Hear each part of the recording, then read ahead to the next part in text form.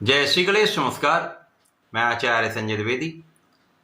मेरे समस्त प्रबुद्ध दर्शकों का मेरे चैनल पर हार्दिक स्वागत है। प्रिय दर्शकों,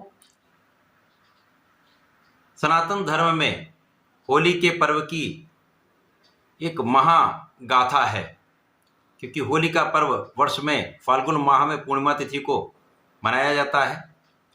पूर्णिमा तिथि को होलिका दहन किया जाता तथा उसके अगले दिन रंगोत्सव होता है।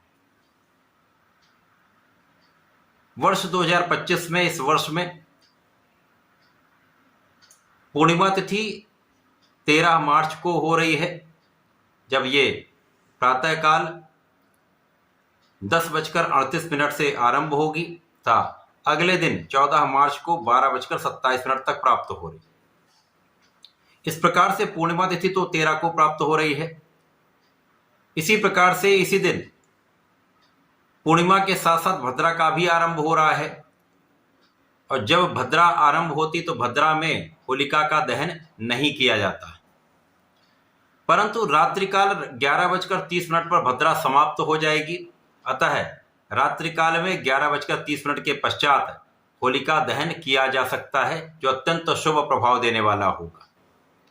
विशेष रूप से 12 बजे के आसपास यदि होलिका दहन करते हैं तो ये अत्यंत श्रेष्ठ समय है।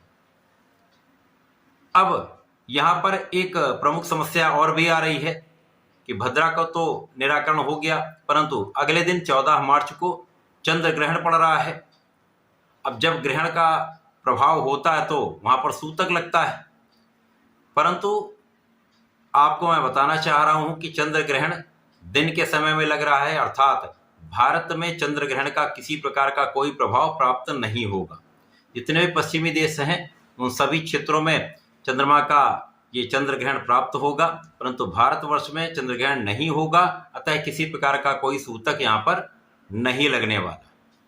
लेकिन चूंकि ये एक खगोलीय घटना है, चंद्रमा पर ग्रहण लगेगा, अतः कुछ बातों का ध्यान रखना होगा। विशेष रूप से यहाँ पर किसी प्रकार के खाने पीने में कोई व्यवधान नहीं है, किसी प्रकार की रोक टोक नहीं है, परंतु जो महिलाएं गर्भवती हैं उनको ध्यान देना चाहिए, उनको कुछ सावधानी रखनी चाहिए जिससे समस्याएं ना हो।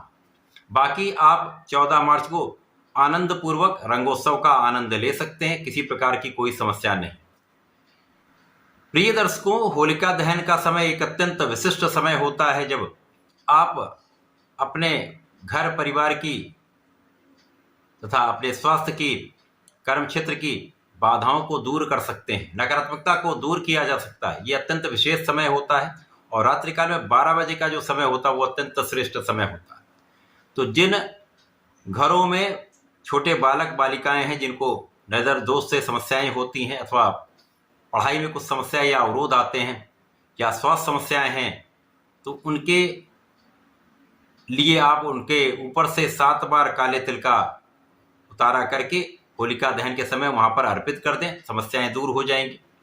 इसी प्रकार से जो जातक नौकरी में समस्याग्रस्त हैं, अथवा व्यापार में उनके उन्नति नहीं हो पा रही है, कार्य में वृद्धि नहीं हो पा रही है, उनको नारियल अर्पित करना चाहिए। नारियल को ले जाकर, सूखा नारियल होलिका दहन के समय आपको अर्पित कर देना चाहिए। साथ ही साथ थोड़ा सा रोली अर्पित करें, थोड़ी सी हल्दी अर्पित करें, तो इससे आपके रास्ते की जितनी भी बाधाएं हैं वो दूर हो जाएंगी, कर्म क्षेत्र में आपकी प्रगति आरंभ हो जाएगी। छोटे छोटे उपाय यदि आप करते हैं तो लाभ अवश्य प्राप्त होता है। तो ऐसा करके इस होली के उत्सव का आनंद लीजिए। आप सभी को होली की बहुत बहुत शुभकामनाएं। होली का पर्व आप सभी के जीवन में अत्यंत शुभता लाए, हर्ष उल्लास लाए, यही मेरी कामना है। धन्यवाद, नमस्कार।